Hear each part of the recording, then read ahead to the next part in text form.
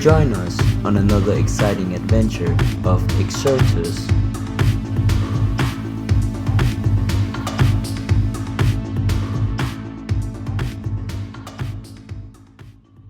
Nymza, or Nationalistisch Jagdflugzeug Maschinensammlungsamt. And we danced around this subject a bit when we talked about Charles Delchau. But yeah, there were flying saucer clubs in the 1800s. The most famous, if not the best, is Nymza, spelled Nymza, or sometimes with a J instead of a Y. The Nationalistisch Jagdflugzeug Maschinensammlungsamt translates pretty squarely to the Nationalist Flying Hunting Machine Office. And that's a really weird name when you start to think about it for so many reasons. For one, there really aren't supposed to be flying machines, and also they're nationalists. What nation are we talking about here? This is happening in the 1800s. Prussia, there's no Germany. So all of a sudden, nationalist becomes a very interesting term. Instead of saying the national or the nation, they're nationalists. These are a group of people that believe in the erection of a nation. And what secret lost nation do we know about with flying machines? According to Walter Bosley, who has a pretty interesting book on the subject, the Nymza was a distinctly Prussian nationalist organization dedicated to unifying global superiority in active pursuit of influence and exploration of the natural resources and industries of the Americas. In the 1850s, there was no Germany. Instead, the regional powers were via German states. There was a private group from a non-Germany that was made up of nationalists dedicated to the unified people, a people who at the time did not have a state. That is where the nationalist distinction is important here. With that, what it means is all around the world, non-Germany, in Prussia and Austro-Hungary, as well as in England and America, from Connecticut, Ohio to California itself in Sonora, and down to South America, associated for the sake of creating this airship-powered state. And when you start looking at the designs, you realize, foremost, that these are more sophisticated than the pictures of the prototypical airplanes we originally saw. Much more sophisticated than previously acknowledged. Funny you don't see these pictures on the internet. It's actually really hard to find, even if you type in rudimentary prototypical flying craft or 19th century ideas for flying machines. It's just really hard to find. But of course, these are the most sophisticated designs. These are the ones that have the most mechanical detail, showing all sorts of intricate systems, including gases, balloons, propellers, magnetism, generative induction, and ionic breeze. Crafts drawn clearly by someone who's not a trained artist, yet has a very good depth of proportionality. It's as though they are mechanically inclined, yet not creative. Not to say they aren't beautiful. I mean, they're amazing looking drawings, but they clearly are designed to show a function rather than its form. And some of these drawings, though many were lost, are still available through the Scientific American, Charles Delchau's publication at the beginning of the 20th century. And like we said, Charles Delchau was an interesting guy. His connection to the international Prussian community and his founding of a secretive aviation society is pretty juicy stuff. The thing that blows my mind the most is how he just sort of appears out of nowhere and then quietly starts producing all of these amazing drawings of ionic lifter vehicles, each one patently recognizable as a Foo Fighter or something even weirder. And the Sonora Air Club continued on from the 1890s into the 1930s. In fact, there seems to be some sort of organizations that continue to exist to this day that were started from members of the Sonora Air Club. It doesn't seem like they're run out of California anymore, and if they are, the membership includes globalists that spend a lot of their time elsewhere. In Moffett Field in Silicon Valley, there is a lot of work going into ionic lifters. It would seem most of the work is in South America, particularly far south in Argentina. In the land of Bariloche. There's a really interesting history of Bariloche. In fact, Butch Cassidy and the Sundance Kid, whom, according to government documents, aside from their historical legacy of banditry, eventually Agent Cassidy and Agent Sundance were sent on a secret mission to South America in order to infiltrate the Prussian scientific nationalists living in Bariloche. And they did so from Cassidy Ranch in El Bosón, a place today where Argentinians claim to be the South American Roswell. where abductions and UFO sightings are commonplace. And Argentina is a pretty big place, pretty far removed on the other side of the world. In fact, you have to get beyond the rainforest, so it's isolated in just the right way. And Bariloche is pretty cool. In fact, there's me there now, or not now, but you know, at the Commission Nacional de Energia Atomica, Central Atomic Energy Research Plant of Bariloche, which during my time studying nanotechnology, I visited and was rather impressed by the seemingly advanced technology of Cinea, which naturally is a pinnacle of the technology as it's evolved over decades of astute scientific research by Argentinians and was founded on the very best vril technology. And actually, after World War II, many hundreds of thousands of German soldiers and their families left through the Dragonovich Trail to South America, and a number of scientists outside of Project Paperclip made their home at the Atomic Energy Research Plant in Bariloche. One of the coolest things about Bariloche is it's where the first fusion reactor was built. This esoteric, Hellboy-esque, occult, experimental, atomic research facility on an island in South America in the middle of a glacial lake was constructed at a cost of tens of millions of dollars by the Argentinian dictator under the guidance of President Juan Perón in 1948 by Austrian scientist Herr Dr. Ronald Richter. Proyecto Humo, as it was referred to, and the Thermitron, as referred to by Herr Dr. Ronald Richter, just outside of the town of San Carlos de Bariloche of Patagonia, where many people believe that Adolf Hitler actually escaped to. The construction took place years before any nuclear power plant was designed for the Soviet Union or the United States. In 1951, Perón publicly announced that Richter had been successful and added that the future energy would be sold in packages the size of milk bottles, and perhaps even free of charge. This was all at a time when Argentina was producing most of the power for South America through one hydroelectric waterfall power plant, and free, natural, renewable green energy seemed ubiquitous and literally overflowing. There are a number of stories about what happened to the laboratory of the Thermitron. Perón was overthrown in 1955, and by that point, most of the Humo project had been dismantled. It is historically regarded as a failure. A project that sort of fissioned out as fission replaced nuclear fusion as a concept for nuclear energy. However, I'll be honest, I'm not so convinced, and I actually went to visit the Humo Island myself a few years ago in the utterly beautiful San Carlos de Bariloche in Patagonia. A place I could imagine spending the rest of my life in hiding if I had to. Hard to get to, except for by 30-hour bus ride from Buenos Aires. And that's just to the town, because to get to the island, there are no boats. I actually found a guy who was considering lending me or renting boats, but he found out I was trying to go to the island, and he withdrew the offer. People are very scared of the island.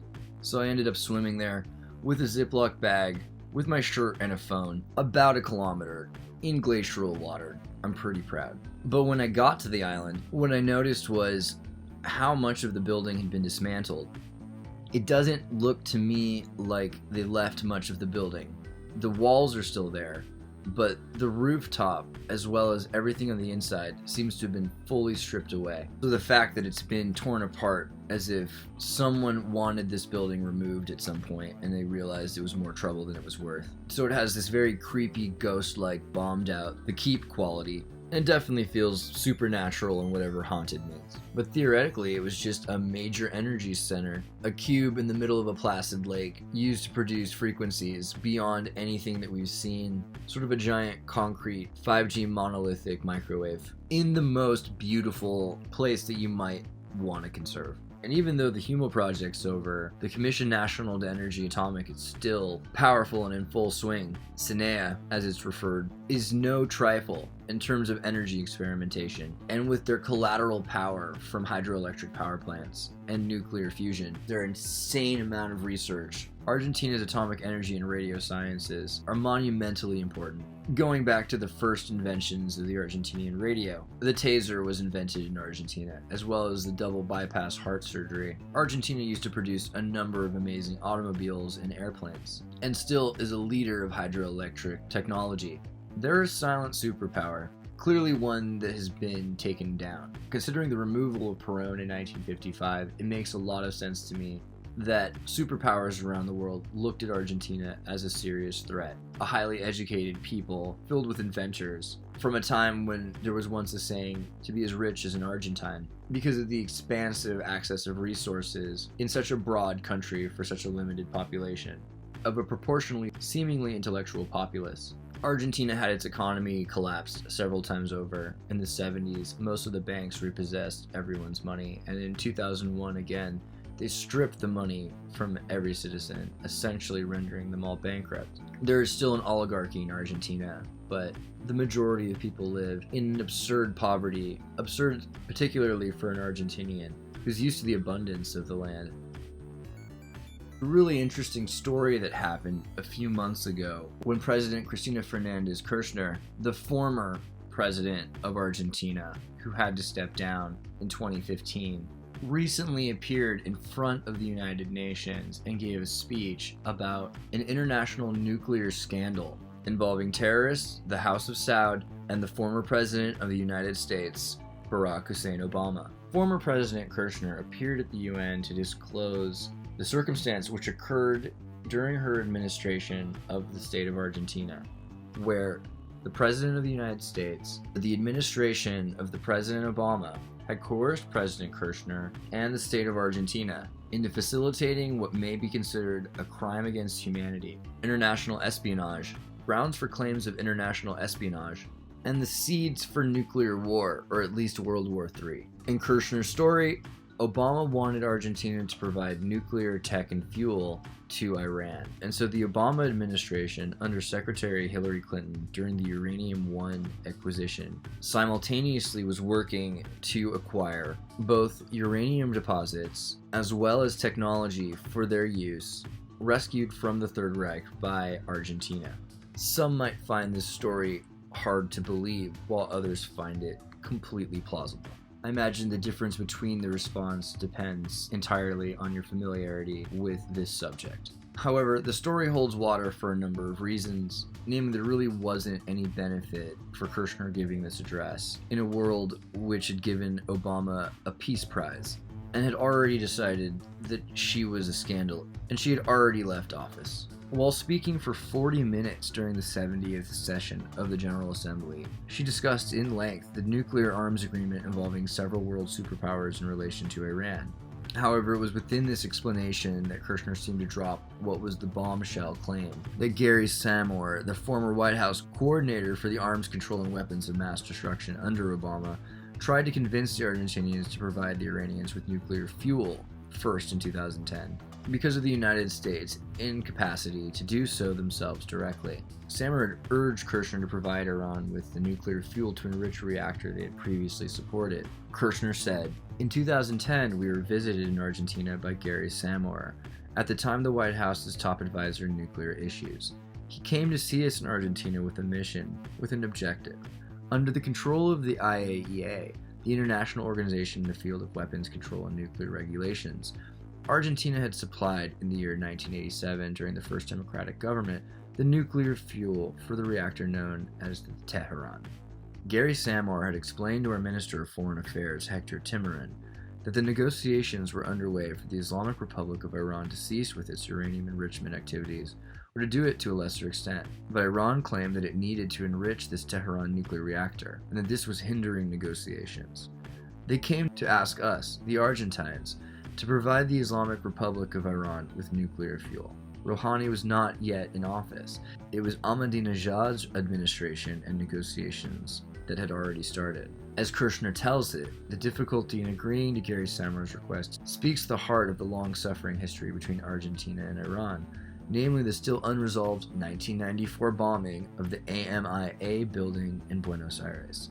The tragedy that killed 85 innocent Argentinian civilians, and although no one has ever been found guilty of the crime, prosecutors have long suspected Iranian involvement. The late special prosecutor Alberto Nisman, himself a victim of a mysterious death just earlier, was adamant in his beliefs that an Iranian-backed Hezbollah militia carried out the attacks. In this bizarre history of belligerence between Argentina and Iran, it seems peculiar that President Obama's chief representative for arms control and WMDs would argue on behalf of increasing Iranian nuclear capacities. It appears that the Argentinian president was outing a high-ranking member of the Obama administration while standing live on the floor of the United Nations. So all of that seems to fit in line with the way I see the world working. But I also have another personal vested interest in this story. As mentioned earlier, the attorney who suddenly died, referred to earlier, Alberto Nisman. And I actually met Alberto, an attorney in Buenos Aires, who had been famous for documenting and never quite letting go of the terrorist attack of 1994 in Buenos Aires, a major bombing which left nearly 100 people dead and more injured. Nisman had believed this attack to be Hezbollah related, and I had been filming documentaries on the Falkland Island War Maldive veterans of Argentina and doing some journalism, working as an independent journalist correspondent. And at the time, this case was going to be a very important deal in Argentina. So we'd arranged a meeting with Senor Nisman at his office. And this was probably about 4 to 6 days before the trial that he was going in to litigate, which he had believed he had had enough evidence to prove the involvement, to prove what had happened exactly in 1994. And it was a fascinating discussion, and he was a really genial man. But it wasn't but a few days later, literally 2 hours before the court trial, where he was found dead in the same apartment with a gun in his hand. And of course, the newspapers published that this was a suicide, and in a sense, it makes sense because for him to speak about these things in Argentina was suicidal. At least that's the message they were trying to portray. And Nisman's death was met with hysteria, protests, drums in the streets, and then silence, as if nothing had happened, because it happens all the time. And there's very little reason to stick your neck out, especially in a place where people have been thrown out of helicopters historically, where you'd be surprised how many people advocated for Nisman. And this was probably the turning point in South America in the 21st century, where transparency of media and journalism actually affected the playing out of a political scandal for the better. More about the time I spent in 2015. I don't want to go too deep into this, but I guess the story is out anyway. So my little involvement with this is that the journalist and I received a gift from Alberto. He actually handed us a data backup, which we sat on for a few days until he died. Admittedly, I didn't realize the value, but as soon as that happened, I uploaded to several safe spots outside of Argentina.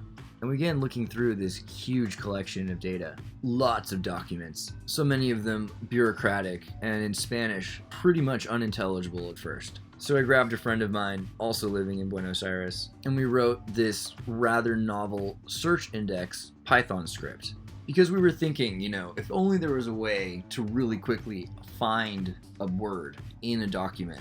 Like, for instance, maybe if we were looking for the word pizza, or nuclear, or House of Sound. It's really whatever you want. But this little baby, this really turned things around. Within minutes, we were finding pretty crazy evidence, which ended up directly on the BBC, that inextricably linked the House of Saud to Hezbollah and Iran, as well as to the United States. And the endgame of that is former President Cristina Fernandez Kirchner got removed, and Nisman's still dead. And there's been virtually no resolution to the 1994 bombing of Buenos Aires.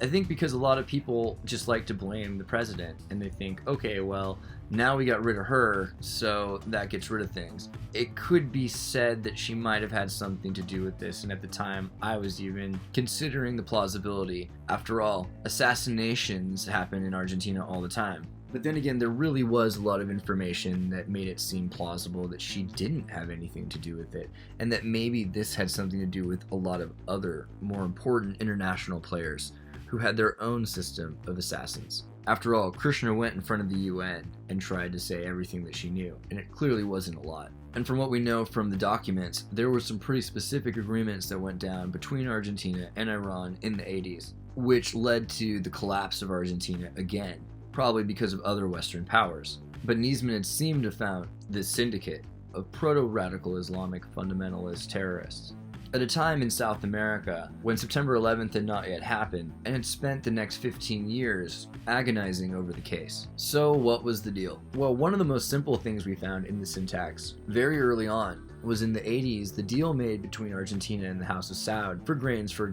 nuclear energy. And this deal was as simple as, look, you have a need for oil, we have a need for grain, you have grain, we have oil. Let's start trading these resources plus favors. And this might be an older deal, but it looks like it came from King Salman. King Salman, who'd been in charge for a number of years and then suddenly died literally the same day as Nisman. This was something I just could not overlook. It seemed too coordinated, and in fact, simultaneously I was looking at evidence that linked the two together. However, immediately afterwards was a coup in the House of Saud, and the family was taken over King Muhammad bin Salman, a young and relatively pretty prince who has taken a number of his uncles and put them under prison house arrest, creating a sort of purge of the royal family. And many people within the Kingdom of Saud look at this as a positive, as if he's cleaning up the kingdom and the royals' debauched behavior, as optimistic of a view that might be. But it's very interesting that the House of Saud is so important, and the United States puts so much effort into defending the House of Saud. This could be looked at as a logical power play in maintaining the sovereignty and autonomy of each state by encouraging the empowerment of each state so as not to end up with an overpowered opponent. However, there does seem to be some sort of a love for Israel and Saudi Arabia that defies biblical understanding and leans towards the esoteric and occult. And the idea of sending our soldiers to help aid Saudi Arabia, as specific of a circumstance as it might be, only helps to reinforce the perception of there being some sort of special relationship between the nobility and the House of Saud, a group of princes, each one with perhaps 100 children of their own, from a king who had 50 wives, and not only with kingdoms but cities. These are the men likely to invest in a new ship for the sea or for the air, and they have a lot of oil and they love cars. And it seems like there is some correlation between the two, as if building of cars make it possible for the advancement of other things. While the cars themselves barely upgrade, there are certain new improvements which need to be mass manufactured in order to make it possible for the evolution of these newer flight crafts. Like Elon Musk says, if you can't build a car, you can't build an aerial craft. And at least about that, it seems he might be right. If you want to build the Death Star, you're going to have to sell billions of disposable light bulbs. So in a lot of ways, it makes sense for South America to be an epicenter for aerial crafts, experimental designs, etc. There's so many resources, and people can be paid less. People's opinions are taken less seriously, at least they were, than those of the American Hollywood. Their sightings are less seriously recognized and never respected, and the international powers seem to have no problem working in countries that they're not part of. So while it's possible that this was simply a state conspiracy, simply a state-sponsored assassination, Kirchner's been sent down with the ship like Nixon, seemingly naive to all of the things going on around her, as if she was more of the party's pretty face to get them elected, while they had all sorts of other nefarious strings to pull behind her back. And some of those strings ran directly to Washington, and others to Iran, and yet further strings back and forth. But back to Northern California and Sonora, where Nymza originally brought their Prussians before they went to Bariloche. In the midst of the redwoods, you'll find all sorts of stories of flying machines.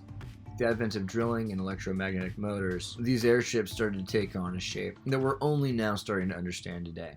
One of them being the electromagnetic principle of non-gravity as a wave. Where, is this airing right now? Recent talk. This program is coming to you via Relay 2 satellite, a spacecraft orbiting the Earth at a speed of over 17,000 miles per hour. Hey, everybody, tune in to Recent Tartarian. Recent Tartarian. Xirtus.